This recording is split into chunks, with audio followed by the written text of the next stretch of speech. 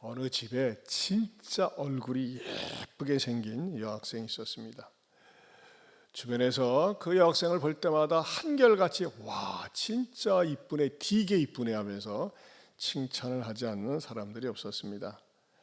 그래서 이 여학생은 자기 이쁜 얼굴 때문에 항상 거울을 쳐다보며 늘 만족했습니다. 아, 이렇게 이쁘게 생겼을까? 내가 나를 봐도 이뻐. 그리고 길거리에 지나갈 때마다 남학생들이 슬쩍슬쩍 쳐다보는 그 즐거움은 이루 말할 수가 없었습니다. 그러나 이 여학생에게는 숨겨진 불만스러운 비밀이 있었습니다. 그것은 자기 어머니가 너무나 흉측하게 생겼다는 것입니다. 예전에는 몰랐는데 사춘기에 접어들면서 왜 그렇게 엄마가 싫은지, 어머니는 왜 이렇게 흉하게 생겼는지, 그래서 절대 엄마랑 어디 같이 다니는 일도 없고 더군다나 친구를 집에 데려오는 일은 없었습니다. 특별히 무엇보다도 학교에 자기 엄마가 온다는 것은 상상할 수도 없고, 엄마가 온다는 것은 천부당 만부당 펄쩍 뛸 일이었습니다. 그런데 어느 날 이 예쁘게 생긴 여학생이 신발 주머니를 놓고 학교에 갔습니다. 어머니는 얘가 가서 또 맨발로 어떻게 다니나 안타까운 마음으로 할 수 없어서 딸이 그렇게 학교 오지 말라고 신신당부를 했는데, 그래도 딸의 건강이 더 중요하니까 신발 주머니를 싸들고 무러무러 반을 찾아서 학교로 갔습니다. 학교에 가면 반 몇 반인지도 모르는데 제일 예쁘게 생긴 애라고 하니까 다 알아요. 신발 주머니를 갖다 놨습니다. 친구들이 깜짝 놀랍니다. 야야, 너 신발 주머니 저 아줌마가 가져왔는데 누구냐? 우리 집 파출부야. 시침이 뚝 떼고 파출부라고 얘기를 했습니다.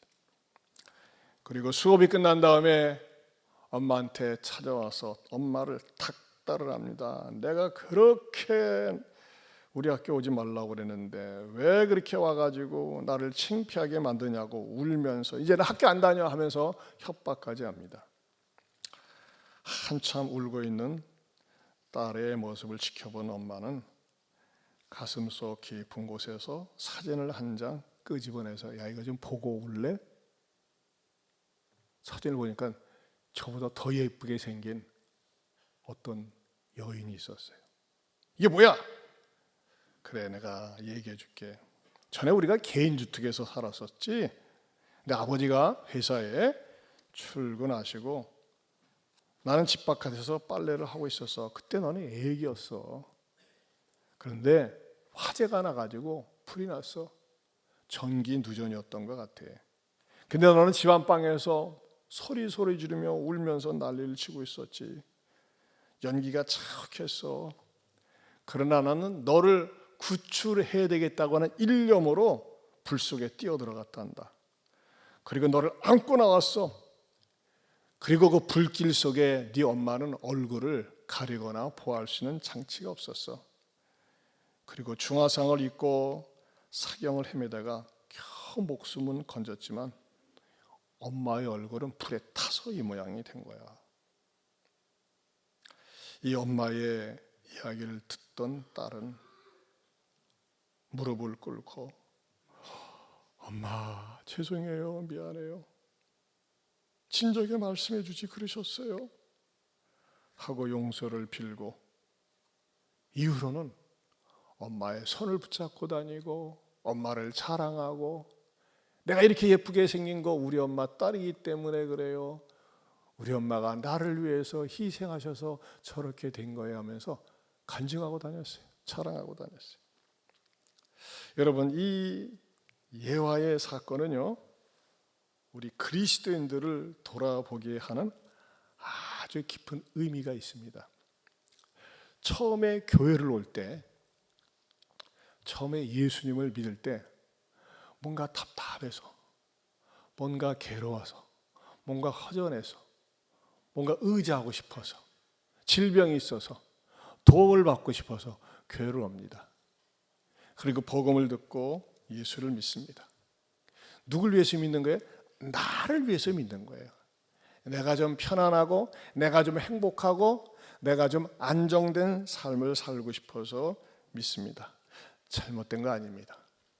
그러나 그 상태로 머물러 있어서는 안 된다는 것입니다. 왜냐? 기독교는요, 믿음이 딱 그 사람에게 자리를 잡으면요, 옛날에 나를 돌아볼 수 있는 과거가 있었음을, 과거를 되돌이켜 보게 하는, 과거를 살피는 종교가 기독교라고 하는 것입니다.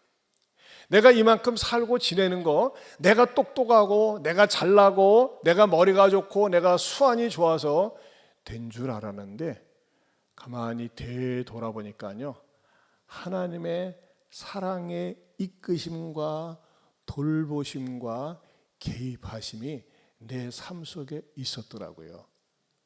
그 중에서도 사건보다도 가장 중요한 건 뭘까요? 예수님이 나를 위해서 행하셨었던 일들이 있었다고 하는 것입니다. 믿음이 좋아지고 깊어지면요, 성경을 읽을 때, 말씀을 들을 때, 이것을 깨달을 때 사람이요, 수준 있는 그리스도인, 신앙 깊은 그리스도인이 됩니다. 그 내용 가운데 하나가 뭘까요? 바로 신비의 사중고입니다. 오늘 설교 제목을 신비의 사중고, 앞부분을 뺐는데 예수님의 신비스러운 사중고입니다. 사중고 뭐예요? 4가지 고난이 있었는데 그 고난이 신비스럽다는 것입니다. 왜 그러느냐? 예수님이, 고난은 예수님이 당하셨는데 희한하게도 예수님이 고난을 당했는데 그 속에 내가 포함되어 있는 거예요. 어떻게 내가 포함되어 있고 나하고 연결이 되었는지 이제 말씀을 드리겠습니다. 예수님의 그 고난은 첫 번째, 예수님의 찔림입니다. 예수님의 찔림. 53장 5절을 보면요, 다시 보면요, 그가 찔림은 뭐라고 그랬어요? 우리의 허물 때문이요 그랬어요. 그가 찔림은 그의 허물 때문이 아니에요.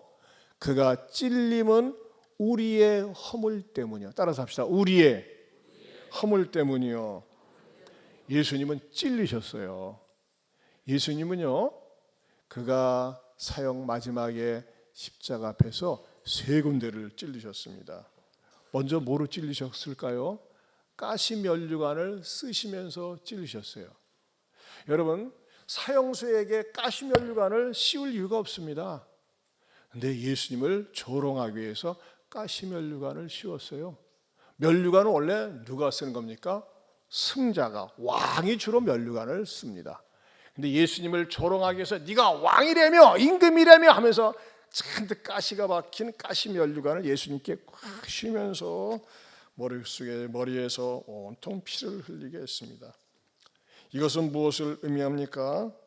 죄인은 하나님의 진노를 받아야 되는데 우리 하나님께서 그 진노를 우리 주님께 쏟으셨다고 하는 것입니다. 죄인이 받아야 할 진노를. 만약에 예수님도, 인성을 이신 예수님이 당신 자신만 생각했다면 얼마든지 거절할 수도 있습니다. 그러나 죄인된 우리를 위하여 모욕과 고통을 참고 가시면류관을 씌웠습니다. 두 번째 찔리신 사건, 대못으로 찔리셨어요. 이런 못이 아닙니다. 이 다만한 대못. 양손과 양발에 박히셨습니다. 찔리셨습니다. 여러분, 우리가요, 우리의 몸에 이렇게 어디에 스쳐 지나가기만 해도 아프고 또 못에 찔리기만 해도 아픈데 예수님은 그 대못에 양손과 양발이 완전히 그냥 박혀버렸습니다. 십자가에 박혀버렸습니다. 그야말로 살이 찢어지고 뼈를 관통하고 심줄과 세포들이 갈기갈기 찢어지는 순간이었습니다. 그리고 몸을 뚫고서 나무에 박혀 있는 것입니다. 그리고 마지막에 로마 군병이 긴 창으로 예수님의 옆구리를 꽉 찌르면서 예수님이 피와 물을 다 쏟아버리게 했습니다. 이렇게 예수님이 당하신, 이렇게 찔리신 이 사건을 성경에서는요, 우리의 허물 때문이라고 말씀하고 있습니다. 참 신비스럽게 짝이 없습니다. 그 허물이라는 게 뭐냐? 영어 성경에 보면, NIV 성경에 보면요, But he was pierced for our transgressions 그랬어요. 우리의 transgressions. 이게 뭐냐? 이 transgressions란 말은 죄의 그 허물보다도 더 강한 의미가 있습니다. 위법, 반역의 의미가 있습니다. 우리의 반역을 위해서 그가 찔리셨다, 박히셨다라고 표현하고 있습니다. 그렇다면 우리의 반역이라는 게 뭡니까? 우리의 본성은요, 하나님을 싫어합니다. 우리의 본성은요, 하나님을 거부하게 되어 있습니다. 하나님을 찬양하고 하나님을 노래하고 싶지 않습니다. 그냥 하나님의 법을 떠나서 어기고 살고 싶은 게 우리의 본성이요, 우리의 죄성이라고 하는 것입니다. 하나님을 모시고자 하는 마음, 찾고자 하는 마음도 없습니다. 왜? 내가 내 인생의 주인이 되기 때문에 그렇습니다. 그런데 예수님께서 찔리심으로 말미암아, 우리의 허물로 찔리심으로 말미암아 우리가 구원을 받을 수 있는 길을 열어놓으셨다고 하는 것입니다.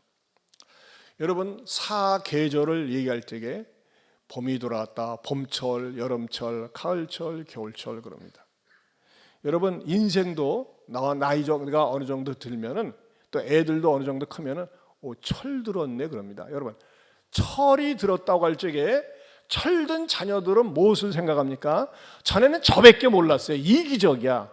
근데 철이 들면은 부모 입장을 생각을 하고, 인생의 철이 들면은 다른 사람의 처지를 생각할 줄 아는 것이 철이 들었다고 합니다. 여러분, 우리 그리스도인들이 들어야 될 철이 있습니다. 그게 뭘까요? 믿음의 철이 들어야 됩니다. 따라서 믿음의 철. 여러분, 믿음의 철이 들었다고 생각하십니까? 믿음의 철이라고 하는 건 뭘까요? 나의 나된 것은 하나님의 은혜입니다. 내가 받은 축복, 내가 누리고 있는 이 행복, 내가 현재 맛보고 있는 이 모든 것들, 내가 잘나고 내가 똑똑하고 내가 훌륭한 것이 아니라 주님 때문입니다. 이것이 의식 속에 자리 잡습니까? 그리고 틈만 나고 시간 나면 그 주님을 노래하고 싶습니까? 그 사람은 믿음의 철이 든 것입니다. 무엇보다도 어떤 사람입니까?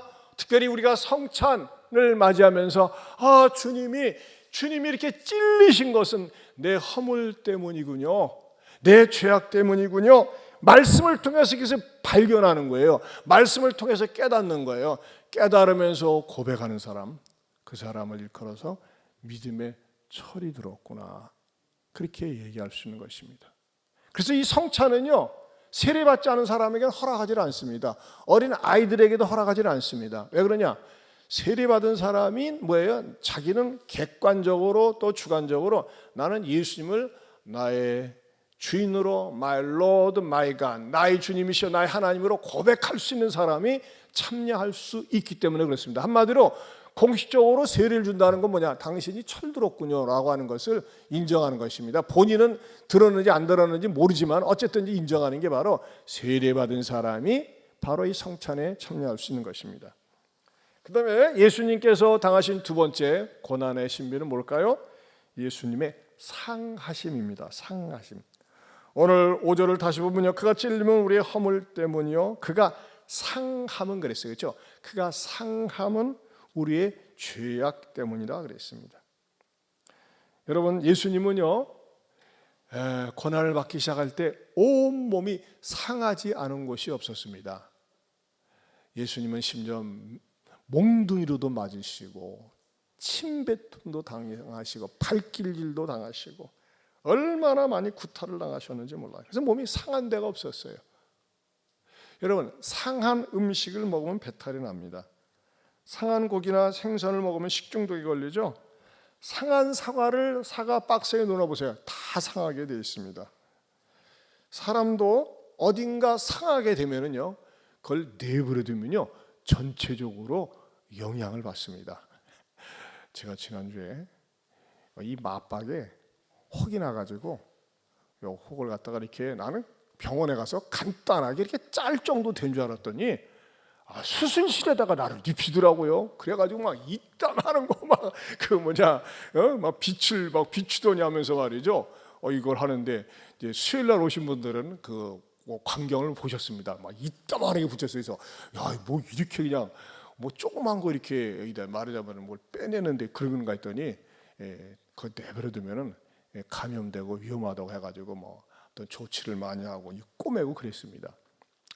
우리의 피부가 조금 상했는데 내버려두면 다 그것이 몸을 해롭게 만들고 뭐라고 합니까? 몸 전체가 탈날 수가 있어요. 여러분 아시잖아요. 교통사고가 났는데 외상은 아무렇지도 않아요. 근데 시간이 지나면서 쑤시고 아픕니다. 왜? 어딘가 상해 있기 때문에 그렇습니다. 여러분, 죄악의 외상이 있습니다. 죄악에 인해서 내 몸이 영원히 상해지기 시작합니다. 그러면요 어떻게 될까요?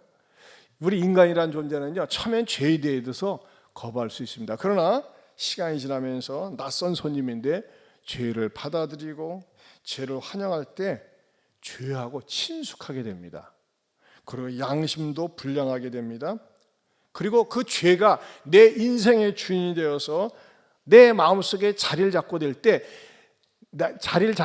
내 영혼이 망가지고 부서지고 파괴되고 마침내 지옥으로 끌고 가는데 그 죄악을 잘 몰라요. 이것이 바로 죄악의 특징인데도 불구하고 죄에 매여서 삽니다. 그런데 놀라운 축복은 예수님을 믿고 예수님을 모셔드릴 때 나는 더 이상 죄를 짓고 싶지 않습니다. 죄를 멀리하며 살고 싶습니다. 이제는 죄가 내 인생의 친구가 되었고 나를 지배했는데 이제는 죄 짓는 게 싫어요. 죄를 지라고 해도 죄를 짓고 싶지가 않아요. 왜? 예수님이 내 안에 계시기 때문에 그렇습니다. 그래서 죄가 나한테 찾아와서 속삭입니다. 야, 너 나와 전에 친했잖아. 나하고 잘 지냈잖아. 근데 이제 나를 멀리해? 나를 배척해? 나를 싫어해? 그런다고 내가 너를 갖다가 내버려 둘 것 같아? 아니, 네 과거가 용서될 것 같아? 죄는요, 마귀는요, 항상 내가 옛날에 지은 과거를 들먹거립니다. 과거. 너 과거가 있는 인간 아니야. 너 죄가 있잖아 하면서 나를 흔들어댑니다.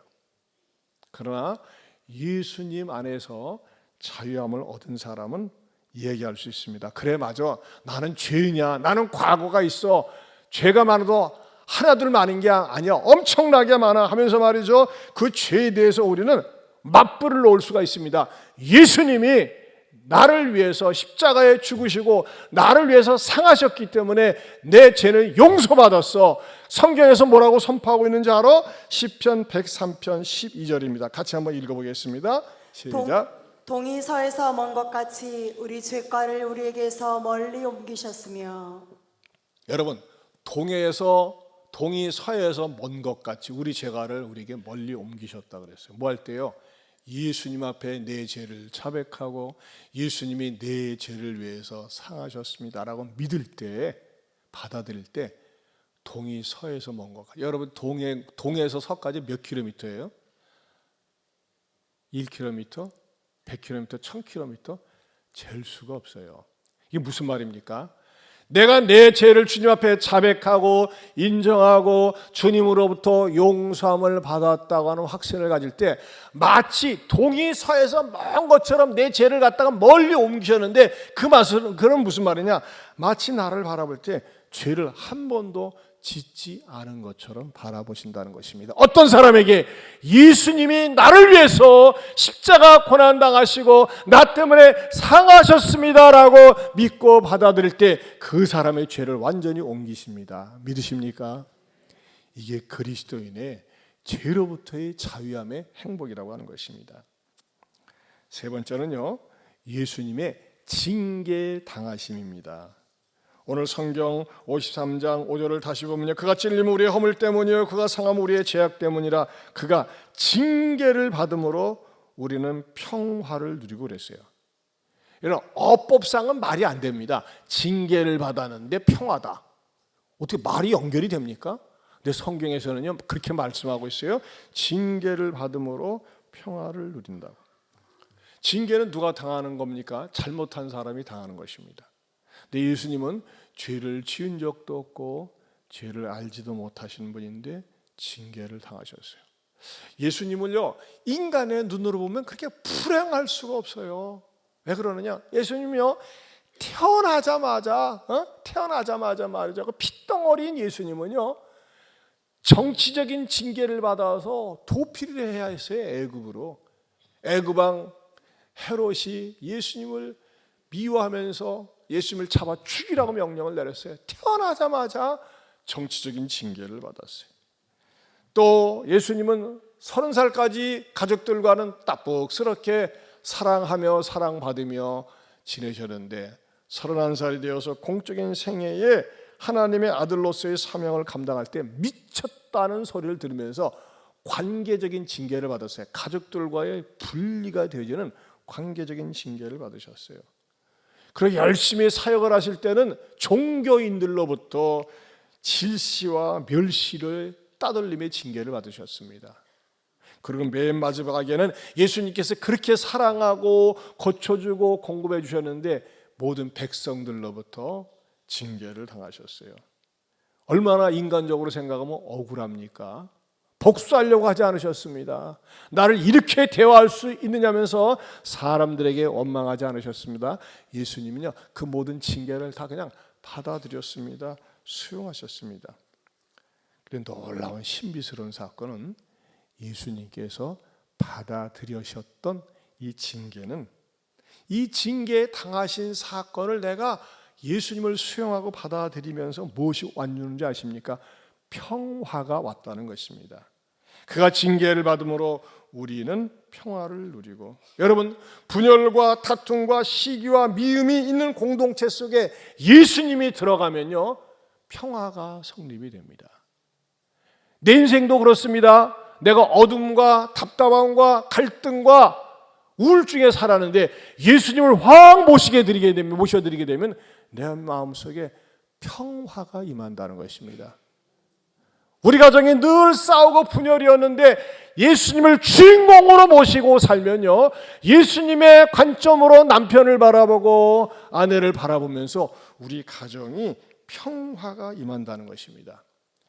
요즘 우리 사람들이 제일 좋아하는 단어 가운데 하나가 뭡니까? 웰빙입니다. 웰빙. 근데 우리 예수님은 웰빙을 진작에 허락해 주셨어요. 이사야 53장 5절 NASB 성경에 보면 이렇게 번역이 되어 있습니다. The chastening for our well-being fell upon him 그랬어요. 세상에, 여기에 웰빙이 있어요.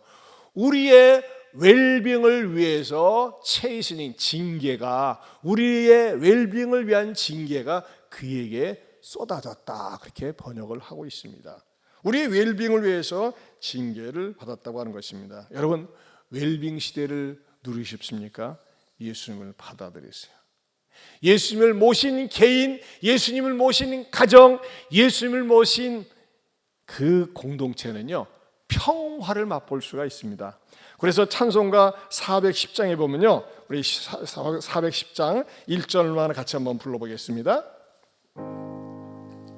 내 마음에 한 노래, 우리 3절로 부르겠습니다. 3절로, 죄송합니다. 3절로 나 주님께 영광 돌려, 나 주님께 영광 돌려,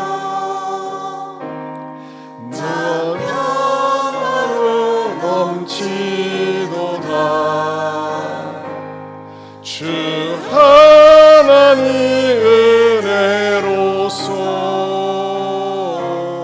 이 평화. 2절로 다시 한번 불러봅니다. 2절 주 십자가 짐으로, 주 십자가 지심으로 날 구원해 주셨으며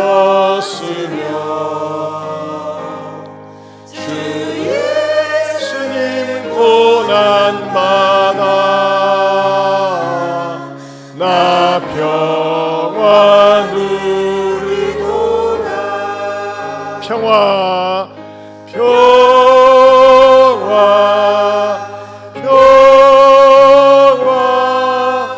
하나님 주신 선물, 그 놀라운 주의 평화,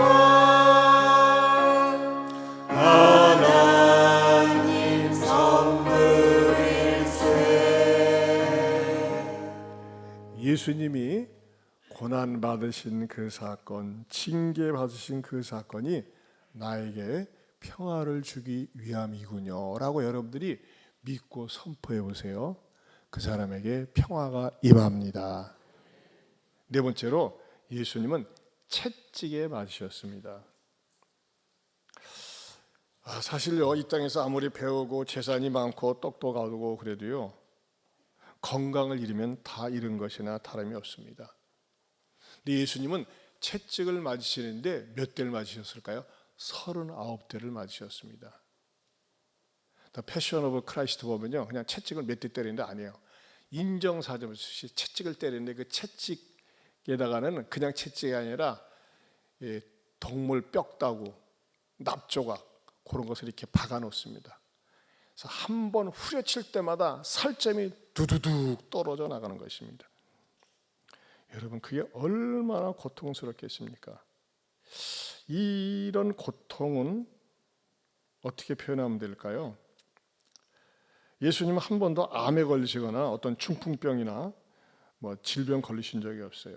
근데 우리 주님께서요, 채찍에 맞으심으로 말미암아 고통의 깊이를 아신 거예요. 고통의 깊이. 고통 가운데 가장 큰 고통이 암 말기 환자의 고통이라고 합니다. 저희 아버님이 위암으로 세상을 떠나셨었는데 그렇게 너무 아파하세요. 나중에는요, 이 암 고통이 심하면 마약이라는 게 통증을 완화하기 위해서 진통제로 주는 거 아니겠어요? 그게 안 들어요. 너무 아프세요. 아버지, 어떻게 아프세요? 온 몸뚱아리를 면도날로 도려내는 것처럼 아프대요. 이야. 그래서 아버님은 믿음이 있으셔서 주여 주님 당하신 고난 저도 당하게 하옵소서 하면서 말이죠, 고통을 맞이하시고 소천하셨었는데, 여러분, 예수님께서 채찍에 맞으신 것은 무엇을 의미합니까? 우리 인생에게서 닥쳐오는 질병, 온갖 종류의 고통의 깊이를 맛보셨다는 것입니다.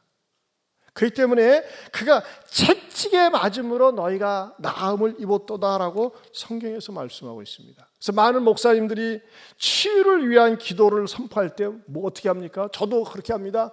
주께서 채찍에 맞음으로 우리가 나음을 입었도다라고 주께서 말씀하지 않습니까? 주여, 주님의 채찍에 맞았기에 우리를 고쳐 주옵소서, 치료하여 주옵소서 기도할 수 있는 기도의 소재가, 근거가 된다는 것입니다. 2부 때도 어느 집사님이 최근에 폐암과 이 갑상선 암에 걸리셨어요. 그래가지고 50대 초반인데 예배 오셨어요. 남편과 더불어. 제가 이 메시지를 선포했어요. 여러분의 어떤 질병이 있습니까? 암 투명생활 합니까? 고질적인 질병이 있습니까? 주여 그냥 낫게 해주세요 하지 말고, 주님이 채찍에 맞음으로 우리가 나음을 입었도다 하였는데 주님 나를 고쳐 주옵소서. 여러분, 주님이 채찍에 맞으신 것을 인용을 하세요. 써먹으세요. 주님이 채찍에 맞음으로 우리가 나음을 입었도다고 했는데 주님 고쳐 주옵소서. 우리 아이가 정신장애가 있습니다. 공황증에, 조울증에, 조증에, 조현병에, 망성질병에 고통당하고 있습니다. 주님, 의학으로 약을 먹어도 잘 고쳐지지 않습니다. 그러나 주님이 채찍에 맞음으로 나음을 입은 사건을 믿습니다 라고 받아들일 때 여러분, 치유의 역사가 있습니다. 지금도 치유의 역사가 일어나는 줄로 믿습니다. 저는 바라기는 우리가 이 성찬에 임하면서 하나님께서 이런 치유의 역사도 여러분들에게 일으켜 주시기를 축원합니다. 기도하겠습니다. 하나님 아버지, 우리가 이 성찬에 임하면서 주님이 고난당하신 고난의 사중거를 생각하며 깨달으면서 믿음의 철이 들고 신앙이 깊은 그리스도인들 되게 하여 주옵소서. 예수님 이름으로 기도합니다. 아멘. 우리 찬양 부르겠습니다. 그가 찔림은 우리의 허물을 인하며 그가 상함은 우리의 죄악을 인함이라.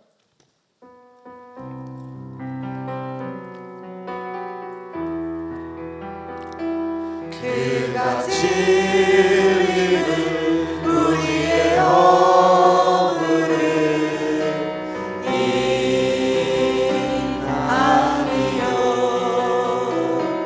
그가 상함은 우리의 죄악을 인함이라.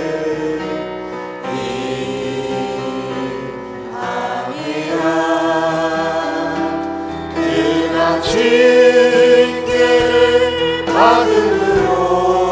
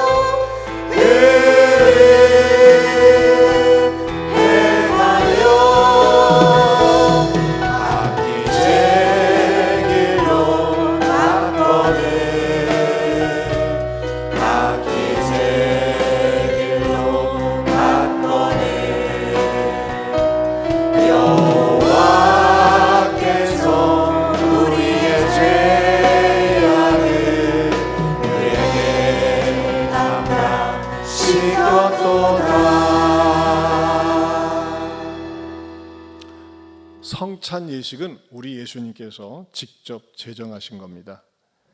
특별히 성찬 예식을 거행하는 이유는 주님의 고난을 기억하기 위함입니다. 이것은 우리 주님 재림하실 때까지 지켜야 할 귀한 예식입니다.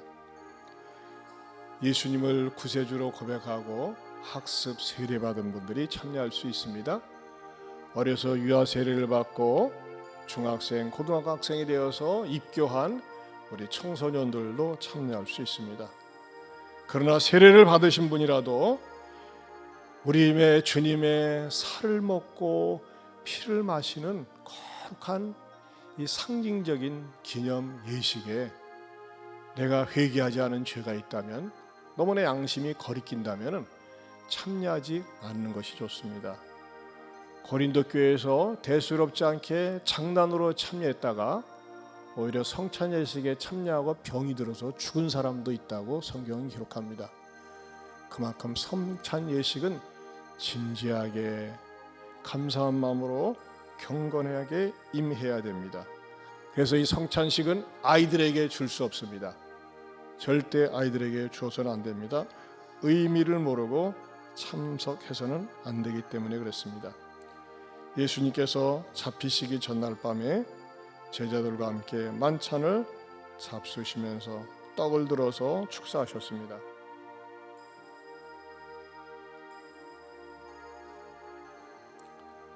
이 떡을 들어서 축사하시고 이 떡을 받아 먹으라. 이것은 내 몸이라고 말씀하셨습니다. 예수님께서 떡을 들어서 축사 기도하시고 제자들에게 먹도록 하신 것처럼 우리 성찬위원들이 여러분들에게 떡을 가지고 돌 때 여러분들이 이걸 받아서 입에다 놓고 찬양을 묵상하실 수 있게 바랍니다. 그가 찔림은 우리의 허물을 인하며 그가 상함은 우리의 죄악을 인합니다. 그가 징계를 받음으로 평화를 누리고 그가 채찍에 맞음으로 나음을 얻었다는 이사야 53장 오늘의 말씀을 묵상하면서 참여할 수 있기 바랍니다. 우리 성찬위원들에게 우리 주님이 떼어서 나눠주신 것처럼 여러분에게도 나눠드리도록 하겠습니다.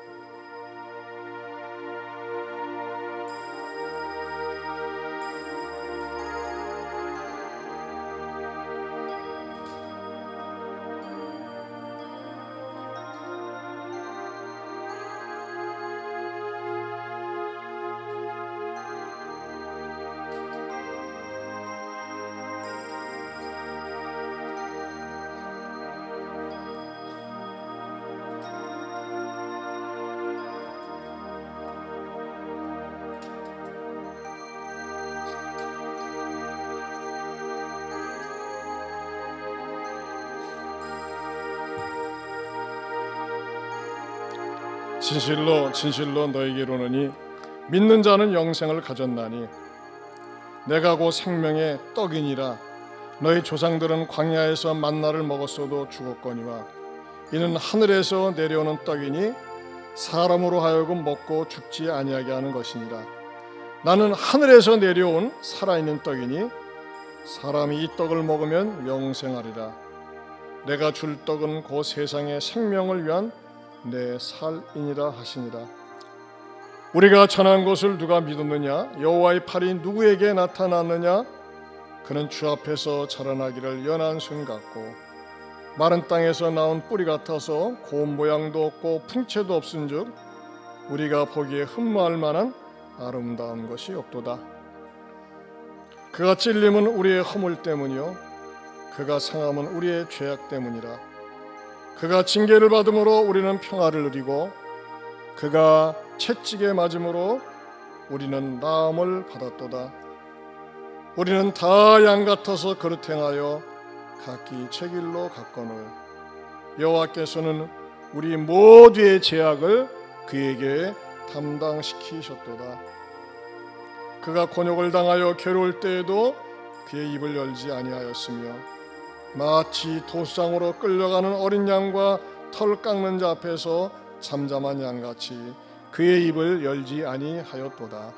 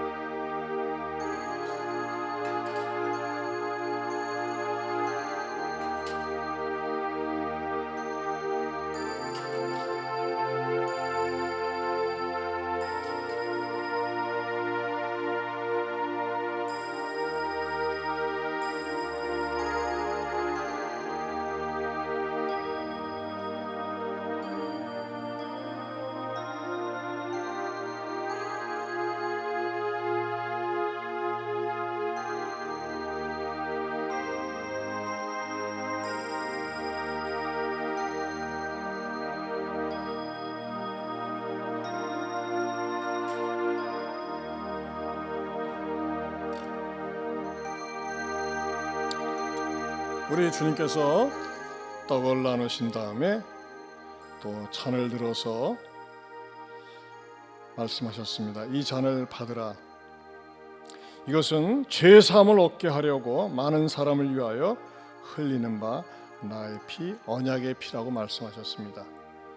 이 성찬위원들이 여러분들에게 이 포도주 잔을 나눠 드릴 때 먼저 마시지 말고 여러분들이 두 손으로 주여 나 같은 인간이 감히 주님의 보혈에 동참합니다 하면서 눈을 감고 기도하면서 찬양을 드리며 묵상하실 수 있길 바랍니다.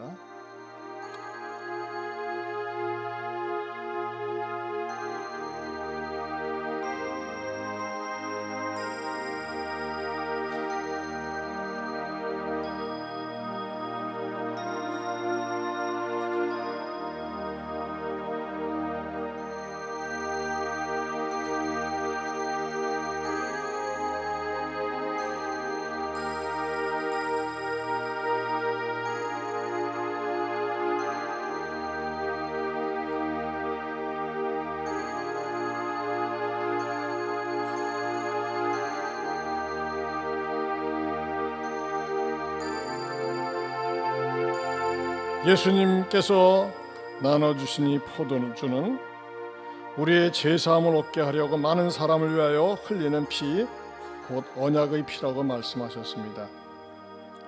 유대인들은 반문했습니다. 아니, 어떻게 해서 사람이 자기 살을 주고 자기 피를 마실 수 있게 하였느냐? 무지하기 때문에 몰라서 반문했습니다. 그러자 예수님은 말씀하십니다. 내가 진실로 진실로 너희에게 이르노니 인자의 살을 먹지 아니하고 인자의 피를 마시지 아니하면 너희 속에 생명이 없느니라. 내 살을 먹고 내 피를 마시는 자는 영생을 가졌고 마지막 날에 내가 그를 다시 살리리니 내 살은 참된 양식이요 내 피는 참된 음료로다.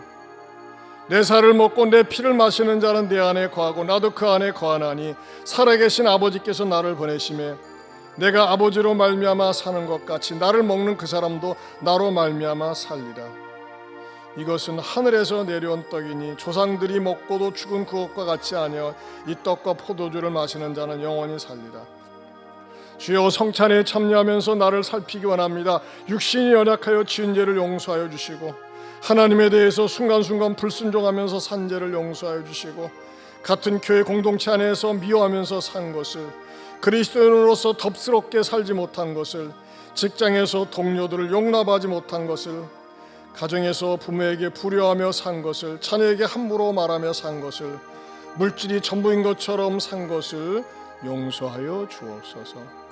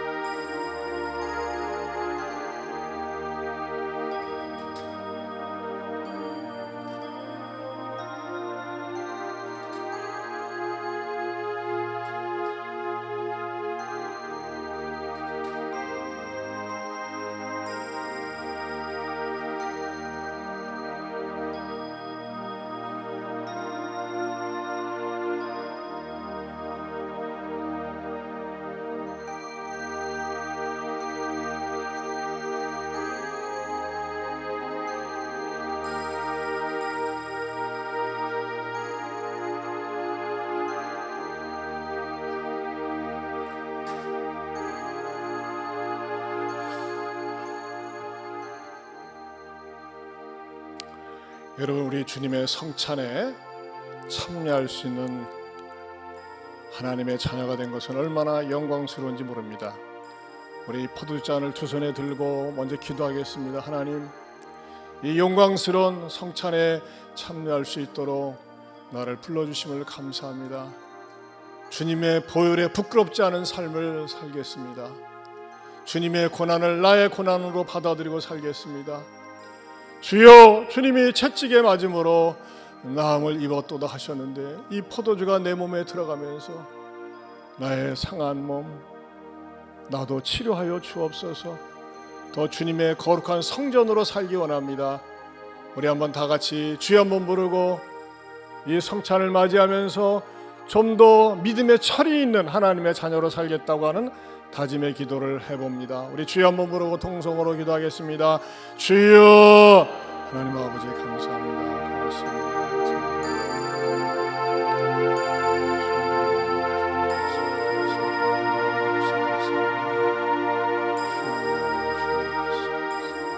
하나님 아버지 감사합니다.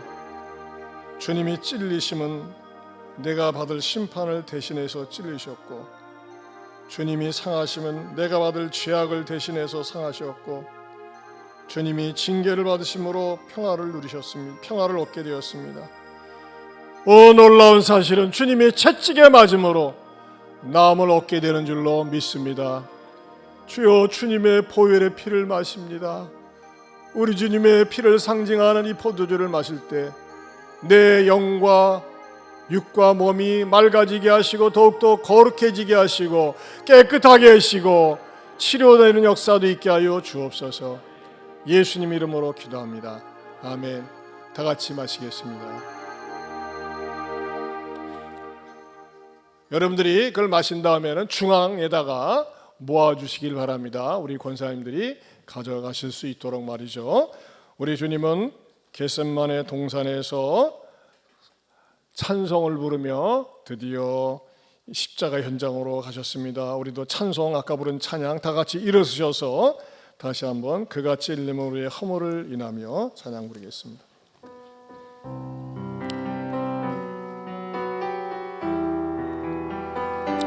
그같이 일님은 우리의 허물을 인하며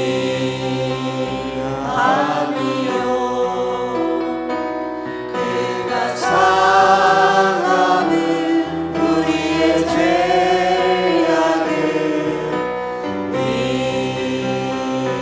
인함이라. 그가 징계를